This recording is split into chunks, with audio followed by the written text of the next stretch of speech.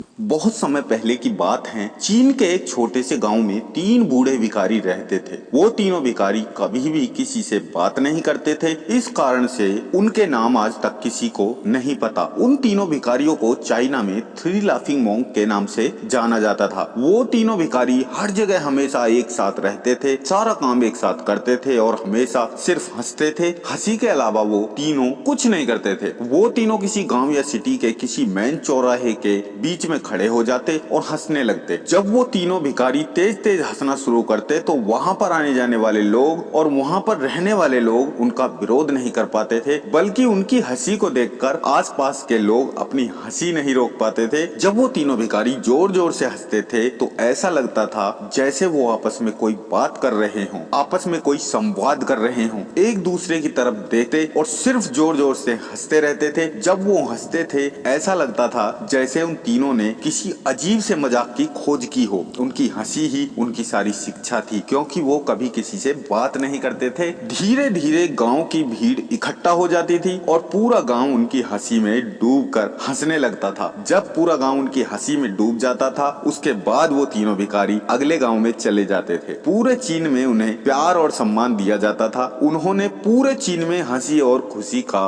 प्रसार किया। एक रात वो तीनों भिखारी एक गांव में ठहरे हुए थे। उस रात उन तीनों भिखारियों में से एक भिखारी की मौत हो जाती है। उस भिखारी की मौत की खबर सुनकर लोगों के अंदर उत्साह बढ़ जाता है कि अब क्या होगा, क्या होगा, क्या वो भिखारी अब रोएंगे या अब भी हंसेंगे। लोग हैरान थे और दूर से भागते हुए आए इस घटना पर बाकी 2 भिखारियों की क्या प्रतिक्रिया होगी ये देखने के लिए। पूरा गांव उस स्थान पर आ गया जहां वो तीनों भिखारी थे, 2 जीवित और 1 मृत। तो वहां पर सबने देखा बाकी 2 भिखारी और अधिक जोर जोर से हंस रहे थे। वे हंसते हंसते लोटपोट हो गए और रुकने का नाम ही नहीं ले रहे थे। इस भिखारी की मौत पर कुछ मदद करने वाले कुछ अच्छे लोग उसके पास पहुंचे और उनसे पूछा कि वो अपने मरे हुए दोस्त के लिए शोक क्यों नहीं मना रहे, ऐसे हंस क्यों रहे हैं। तो भिखारियों ने वास्तव में जवाब दिया कि हम हमेशा एक साथ रहे, एक जैसा खाया, एक साथ बूढ़े हुए। हम तीनों अपनी किसी हार पर कभी दुखी नहीं होते, बल्कि जो जीतता है उसके लिए खुशी मनाते हैं। कुछ दिन पहले हम तीनों ने एक शर्त लगाई थी कि जो पहले मरेगा वह बाकी 2 को हराएगा, मतलब पहले मरने वाला जीतेगा। इसलिए हम अपने दोस्त की जीत पर हंस रहे हैं, जो कहता था कि हम तीनों कभी अपवित्र नहीं हो सकते। हमने इस दुनिया की किसी भी गंदगी को अपनी हंसी के जरिए खुद तक नहीं पहुंचने दिया। इसलिए मेरी बॉडी को अंतिम संस्कार से पहले ना ही नहलाया जाए और ना ही दूसरे कपड़े पहनाए जाएं। जिस भी स्थिति में हूँ मेरी बॉडी का अंतिम संस्कार उसी स्थिति में कर देना, ये ही मेरी अंतिम इच्छा होगी। तो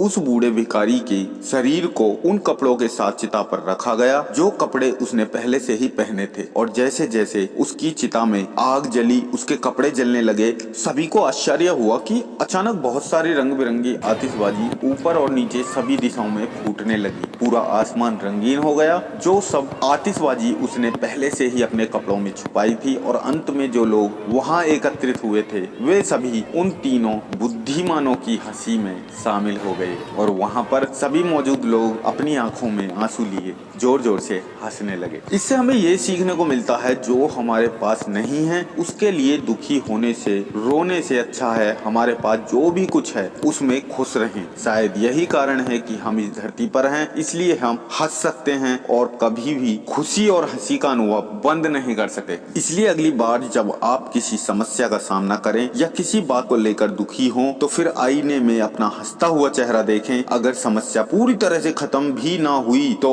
बहुत हद तक कम जरूर हो जाएगी, ये बात तो पक्की है। लाइफ में खुश रहना बहुत जरूरी है, क्योंकि आपकी खुशी ही आपका जीवन बनाती है। तो दोस्तों, आपको हमारी ये वीडियो कैसी लगी? अगर आपको ये वीडियो अच्छी लगी तो लाइक करना और दोस्तों के साथ शेयर जरूर करना। अगर आप हमारे चैनल पर पहली बार आए हैं तो चैनल को सब्सक्राइब करके बेल आइकन दबा दो, ताकि आपको हमारी आने वाली और बहुत सी लाइफ चेंजिंग वीडियो मिलती रहे। तो दोस्तों, मिलते हैं फिर नेक्स्ट वीडियो में। तब तक के लिए wish you all the very best. Love you all. Thank you. जय हिंद, जय भारत।